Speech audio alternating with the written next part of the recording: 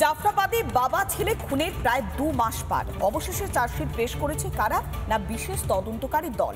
চার্জশিটে মূল চক্রী সহ 13 জনের নাম উল্লেখ করা হয়েছে। তবে কবে মিলবে ন্যায্য বিচার সেই অপেক্ষায় রয়েছে মুর্শিদাবাদের হিন্দু সম্প্রদায়ভুক্তরা। এরকম ঘটনা আগে এতদিন তো আছেন এখানে, এরকম ঘটনা দেখেছেন? কোনোদিন হয়নি।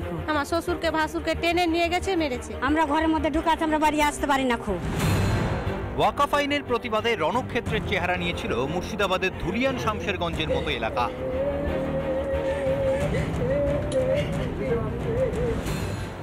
বেছে বেছে হামলা চালানো হয় হিন্দুদের বাড়িতে। জাফরাবাদে বাড়ি ঢুকে কুপিয়ে খুন করা হয় বাবা ও ছেলেকে।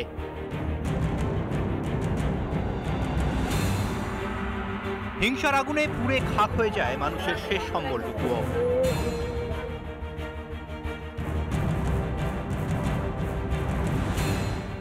অবশেষে ঘুম ভাঙল বিশেষ তদন্তকারী দলের। 56 দিনের মাথায় চার্জশিট দায়ের করলো এসআইটির তদন্তকারী আধিকারিকরা এবং জঙ্গিপুর মহকুমা আদালতে এই চার্জশিট দাখিল করা হয়েছে। মোট 983 পৃষ্ঠার এই চার্জশিটে মোট 13 জনের নাম। অভিযুক্তদের বিরুদ্ধে খুনের ধারা প্রয়োগ, দেওয়া হয়েছে অস্ত্র আইনের ধারাও। সিটের তরফে চার্জশিটে উল্লেখ 11ই এপ্রিল ওয়াকফ হিংসায় বাধা দিতে দুষ্কৃতীদের চক্ষুশূল হয়ে ওঠেন বাবা ও ছেলে। পরের দিন বাড়ি থেকে টেনে বের করে তাদের কুপিয়ে খুন করে দুষ্কৃতীরা।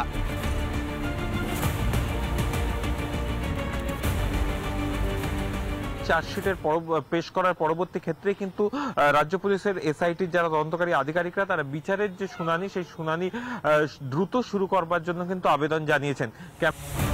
সেই নৃশংস ঘটনার পর কেটে গিয়েছে প্রায় 2 মাস। পরিস্থিতি আয়ত্তে এলেও এখনো বাসিন্দাদের চোখে মুখে আতঙ্কের ছাপ স্পষ্ট। তবে এই নৃশংস ঘটনার ন্যায্য বিচার চাইছেন হিংসাদীর্ণ মুর্শিদাবাদের হিন্দুরা। ক্যামেরায় আলী হোসেনের সঙ্গে অর্ণব মজুমদারের রিপোর্ট, রিপাবলিক বাংলা, কলকাতা। হিংসার আগুন সেদিন জ্বলেছিল, পুড়ে খাক হয়ে গিয়েছিল সর্বস্ব। আর বাড়ি থেকে টেনে নিয়ে গিয়ে যেভাবে নৃশংসভাবে খুনের ঘটনা ঘটেছিল তাতে স্তম্ভিত হয়ে গিয়েছিল গোটা দেশ।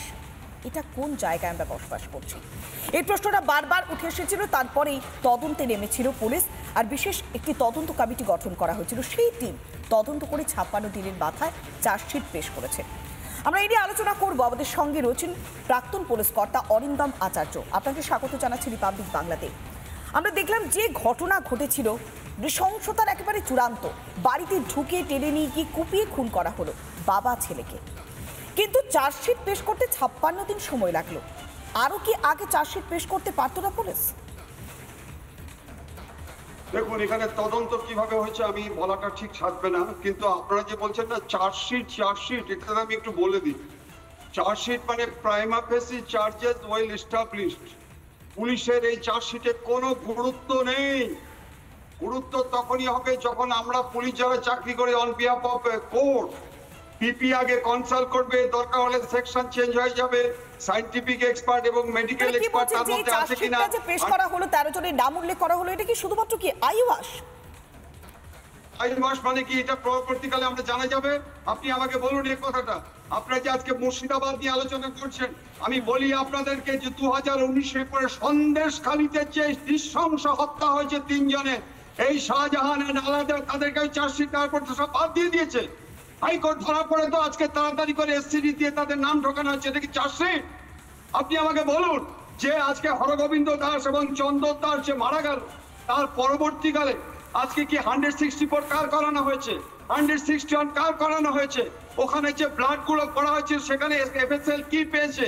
এবং ওখানে আজকে আমি আপনাদের আবার বলছি যে ওখানে যে আজকে কোর্টে গিয়ে যে জবানবন্দিতে কাদের উইটনেস করা হয়েছে।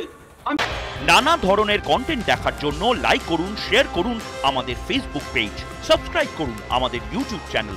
পাশাপাশি অন্যান্য ব্রেকিং নিউজের জন্য অবশ্যই চোখ রাখুন রিপাবলিক বাংলায়।